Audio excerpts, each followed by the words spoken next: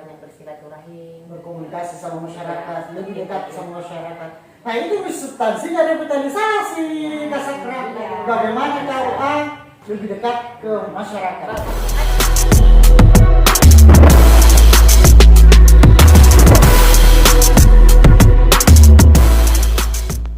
Bismillahirrahmanirrahim. Assalamualaikum warahmatullahi wabarakatuh. Waalaikumsalam warahmatullahi wabarakatuh. Kembali lagi kami hadir di Merek KUA, sebuah program KUA Ujung Bulu yang membicarakan tentang layanan efektivitas dan kinerja KUA. Hari ini dengan Asma telah hadir bersama kita. Siapa ini tidak? Saya masih samar-samar kak. Asing. Masih anda asing. Asing atau asing? Seprofesi ini. Oh, seprofesi tadi. Di lintas kecamatan. Oh. kecamatan. Oh, sekarang main lintas kecamatan. Lintas kecamatan. Kegiatan. Satu ini tidak dilakukan kalau masalah semangat. Namanya Sakramawati. Beliau adalah Beliau Mahkamah Kecamatan Gantara. Oh, tetangga. Tetangga. Oh, ini mau menanyakan di Gasma. Kenapa ini di mana di sekarang ini? Kenapa coba ada di Gasma rasa keren di sini? Sebelum kita bicara jauh tentang itu, ada hal yang penting yang perlu kita tanda kutip dalam kegiatan ini. Kenapa kita berada di sini itu adalah ada satu program beliau yang ini sudah sangat tidak asing dan sangat sudah menjadi sudah menjadi satu informasi, salah satu spirit untuk para masyarakat bahwa ada satu program yang diterapkan, yaitu adalah segenggam beras. Segenggam beras. Apa maksudnya? Kita tanyakan apa itu? Apa maksudnya dari program segenggam beras, Kasakra? Maksudnya itu segenggam beras, yang itu ketika kita memasak kita ambil segenggam untuk disedekahkan. Ya. Jadi maksudnya ini supaya kita mengeluarkan sedekah itu ikhlas, seikhlas-ikhlasnya. Daripada kita mengeluarkan banyak, terkadang kita tidak ikhlas. Jadi ini tujuan kami. Kemudian tujuan kedua, supaya rutin istiqamah dalam bersedekah. Di mana diambil orang siapa saja yang bawa ini segenggam beras ini? Ini dari orang tua santri, kemudian dari masyarakat sekitar kompleks sampai di desa-desa yang ada di Kecamatan Gantara bawa ke sini. Nah, tetapi kami sebelumnya membagikan karung dari Basnas. Jadi ini adalah program segenggam beras yang dikumpulkan, yang kemudian kemana saja ini hasil dari pengumpulan beras ini? Ya. Setelah terkumpul setiap hari Jumat, ya karena hari Kamis itu anak-anak TPA, santri TPA itu mengambil toples yang dari ini. Jadi ada ini yang pakai seperti ini, yang kantong plastik, karena mereka tidak sempat mengambilnya. Kemudian dia tulis namanya, karena anak-anak itu dia tidak puas ketika tidak dibaca satu-satu. Semestinya kan boleh satu kali didoakan ya. Setiap kami datang dari kantor langsung melapor, Bu ini berasku. Langsung saya buka, walaupun saya langsung berdiri lihat ya, karena nanti ikuti ya, karena keberkahan. Setelah itu kami upload di grup untuk menginformasikan kepada orang tuanya bahwa atas ini yang mengumpul segenggam beras dan sedekah subuh. Kami tulis namanya satu persatu. Setelah itu, setelah terkumpul sampai 10 karung, kami salurkan dulu, kumpul di Basnas. Kembali ke Basnas. Ya, kembali ke Basnas karena kita harus kumpul di sana, yaitu untuk data administrasi. Setelah itu kita salurkan di mana yang dijadikan, apakah di panti asuhan atau di pesantren-pesantren yang fakir miskin. Dan ada juga disalurkan di TPA ini, termasuk ada mu'alaf 1 orang, kemudian anak yatim 6 orang. Itu yang kita kasih, tapi isinya itu 5 kilo, hanya 5 kilo. Setiap pendistribusiannya ini untuk masyarakat Gantara ini saja? Tidak. Oh, bisa jadi ke luar Gantara? Ya, bisa. Sampai ke, alhamdulillah waktu hari yang di Bira kami bagikan 6 karung, bawa ke sana bagi warga Bira. Yang di Bira. ya, bawa ke sana di pesantren Pak Kusianta, kemudian di Panti Asuhan Sadatul Banat, kemudian di sekitar kompleks ini. Nah, ini lagi pertanyaanku ini. Ini kan beras-beras ini yang segenggam beras ini dari orang tua Santrita. Selama ini tidak ada komplain itu berarti. Ya, alhamdulillah. Publik ini yang Alhamdulillah tidak ada. Alhamdulillah tidak ada. Bagaimana caranya itu supaya orang tuanya mau itu mau mendukung? Ya, program orang ini? tuanya karena di sini ada memang programnya. Jadi anak-anak itu kalau orang tua yang mau mendaftarkan anaknya masuk di TPA, kami berikan persyaratan. Persyaratan yang pertama pengajian. Isinya pengajian itu yang pertama kita berikan ini. Jadi ini setiap bulan, 2 kali sebulan kita berikan, walaupun ini setiap saat kita berikan materi ini, tetapi tetap bumbunya adalah tentang sedekah dan infak. Dan kita bahas seperti ini. Dan alhamdulillah ada beberapa orang tua yang mengutarakan testimoni ketika dia mengeluarkan seperti ini. Salah satunya adalah yang paling lucu, tidak pernah nih bertengkar sama suaminya. Ya. Barakatna. Dia bilang itu adalah keluarga saya juga, memang dia bilang, tante tidak pernah mak, bagus sekali ini, bilang tidak bosan Jeki, selalu bawa, karena saya juga lihat taraf kehidupannya itu memang rendah. Dia bilang tidak, karena selama ini setelah saya mengeluarkan ini seikhlas-ikhlasnya, tidak pernah mak bertengkar dengan suamiku. Oh, tahu Wak. Kemudian yang kedua, banyak rezekiku, nak kasih maka juga BLT dari desa, langsung dari panggil, bilang oh iya. Saya kira itu kan doanya di situ ada memang, makanya di sini di Kalen itu memang sengaja kami di sini, karena ini juga termasuk edukasi supaya itu masyarakat itu kalau hanya bilang husmin amwalihim belum, tapi kalau dia bilang ketika hamba berada di setiap pagi ada 2 malaikat yang turun dan berdoa, ya Allah berikanlah ganti pada yang gemar berinfak. Sedangkan yang satunya lagi berdoa, ya Allah berikanlah kerusakan bagi orang yang menahan hartanya.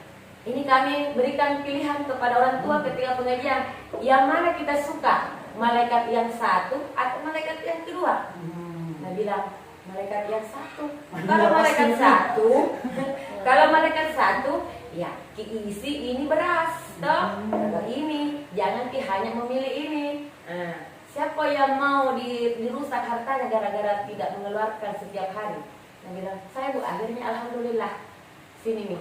Oh, berarti ini kasakran anak-anaknya yang mengaji, orang tuanya juga harus juga ikut pengajian, begitu? Iya, wajib hukumnya. Wajib hukumnya. Kalau tidak DO yang nanya. Bukan DO, berikan sanksi. Oh, diberikan sanksi. Berikan sanksi, bukan sanksi yang ya, tapi sanksinya itu ya mengaji mulai datang sampai pulang. Tidak main-main dan tidak bergaul dengan temannya. Nah, inilah. Alhamdulillah. Memang ya mungkin di awalnya itu keras, tetapi di balik itu ada hikmahnya. Ini kan kasakra, ini tempatnya anak-anak tak disuruh bawa segenggam beras, program segenggam beras ini untuk membiasakan anak-anak bersedekah, bersimpati sama orang-orang yang belum membutuhkan. Kalau ada orang luar misalnya yang bukan anak-anaknya di sini mengaji, tidak ber-TPA di sini, diterima juga itu artinya? Iya, alhamdulillah. Iya. Bahkan zakat profesinya itu dia bawa ke sini. Zakat profesi? Iya. Dia bawa, kan ini sekarang kan ASN itu dari Pemda langsung datang. Dia bawa, tapi dia tidak. Iya. Alhamdulillah, Bupati Bulukumba luar biasa. Luar biasa memang. Luar biasa. Saya anggap bahwa luar biasa memang. Iya, alhamdulillah. Tapi ada beberapa PNS di sini yang ASN itu datang bawahnya dulu, bilang dibacakan Kak dulu. Jadi saya doakan dulu. Alhamdulillah ada beberapa di Kementerian Agama yang sudah melakukan seperti ini. Hanya karena dengan membawa saya edukasi seperti ini. Sedikit saya bilang tidak usah kita ambil 1 liter, kasih mak segenggam, ya makin segenggam 1-2, jangan dikasih segenggam saja awalnya. Tapi karena mungkin saking enaknya itu dia merasa dari dia 2-3. Ini hanya harus dulu dibangun karakternya. Bagaimana kebiasaan untuk bersedekah. Ya seperti itu. Begitu juga sedekah subuh. Ada tahu sudah subuh. Ya, sedekah Ah, subuh. bagaimana Seperti tafsirannya itu? Ya, sedekah subuh. Sama juga ini hadisnya seperti sampaikan. Makanya saya berikan pilihan. Yang mana kita suka?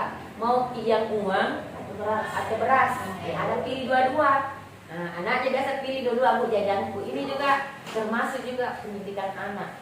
Karena anak-anak juga tidak terlalu belanja jajan apa, karena nasi singkat 1.000 kah, 2.000 kah, ya seperti itu. Jadi dia bawa ke sini, dihitungkan, ditulis. Jadi memang ada pelaporan buku, setelah itu diinformasikan ke grup orang tua, lalu kita sampaikan, kita salurkan ke masjid ini.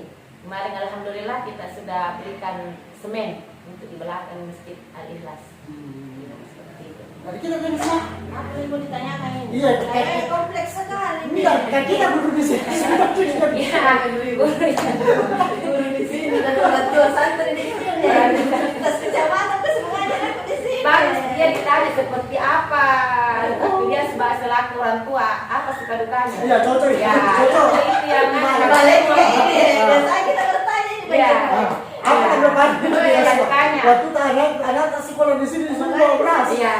Dulu saya belum ada ini Belum. ini segenggam beras, cuman ada hal yang sangat membekas dalam pendidikan yang ada di sini. Ya, memang sangat keras di sini.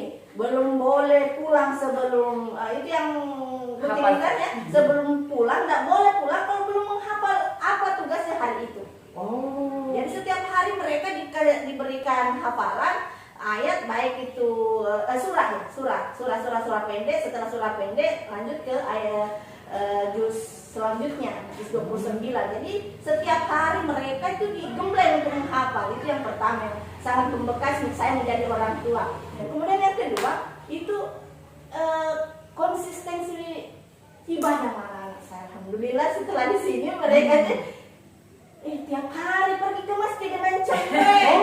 Enak, terbiasa di sini deh.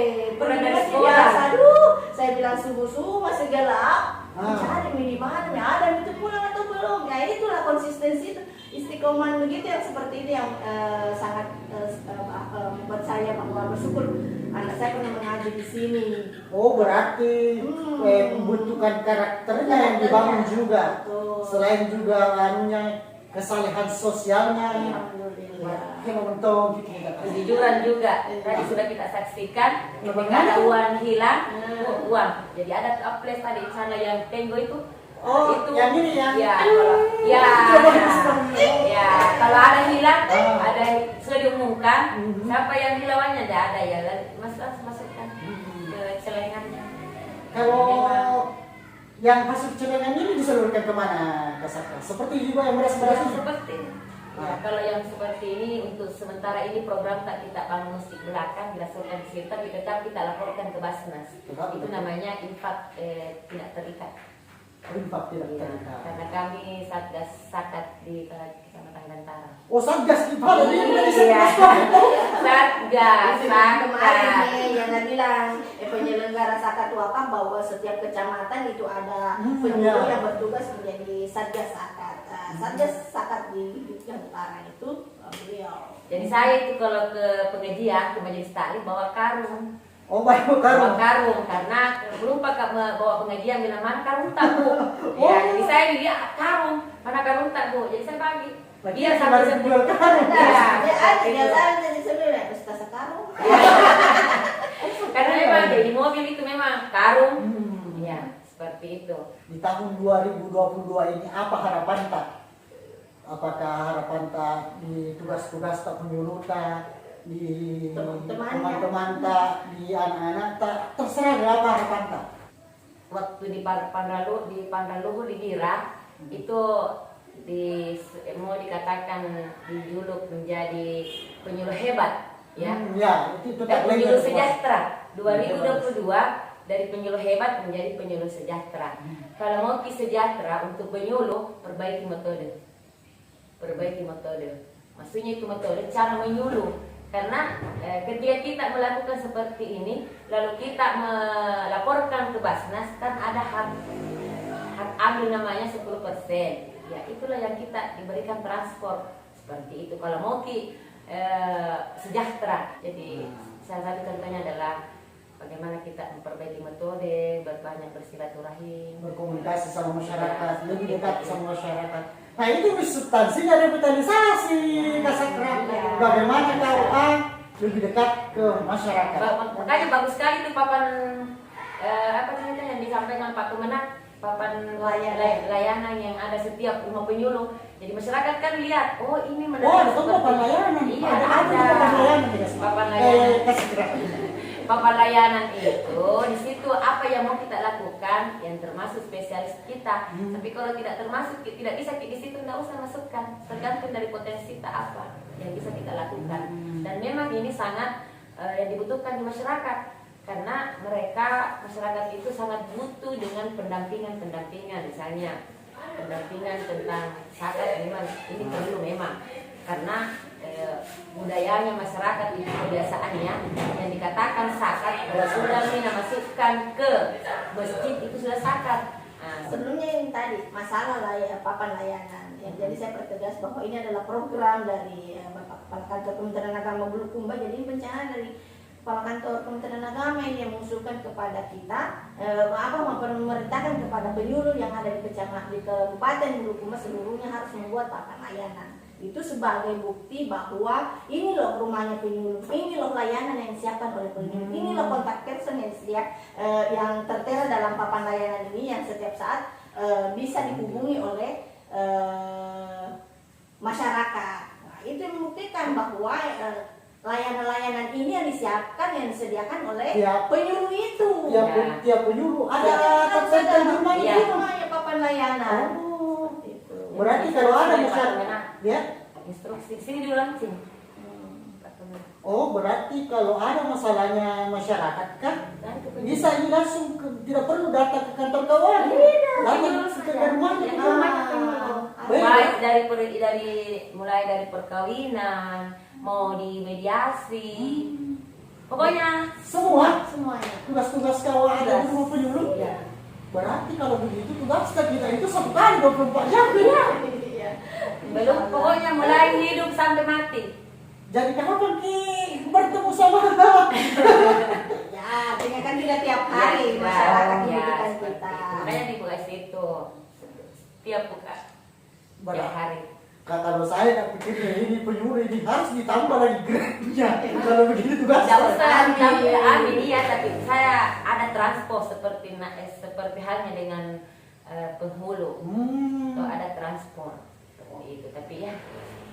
Itu mau harapan tak karena tugas kalau begini modelnya 1 kali 24 jam berarti kesejahteraan tak seperti tadi kita bilang penyuluh hebat, penyuluh sejahtera. Tapi saya menganggap bahwa insya Allah walaupun kita tidak dibalas secara materi, mudah-mudahan ada hal-hal lain yang membuat kita. Ini bahasa saya sebagai penyuluh Bang Cempreng. Saya ini penyuluh juga. Jadi ya selalu itu bahwa tidak selamanya kita akan dinilai dengan materi, dan semoga dengan diberikannya kita kesehatan, kemudian kebahagiaan itu adalah bentuk bayaran yang diberikan Tuhan kepada kita. Kita dinas batok. Iya, apa itu Bang Duduk Cempreng? di situ seperti kita host. Masalahnya kan sama dong penyuluh ini. Seharusnya kita juga bertahan sama. Betul. Terima kasih Terima kasih, sehat selalu dan semoga programnya Insya menjadi program nasional ya, bisa menjadi program nasional. Pak Kue. Mantap, semangat. Terima kasih juga atas waktu tak, tempat tak, minuman tak, dan semuanya. Kadang-kadangnya. Mana mau ini tempatnya di Tengah Gadung. Oke, pemirsa, terima kasih telah menemani kami di Mele KUA, sebuah program KUA Jembulu yang membincangkan tentang layanan efektivitas dan kinerja KUA. Assalamualaikum warahmatullahi wabarakatuh. Waalaikumsalam warahmatullahi wabarakatuh.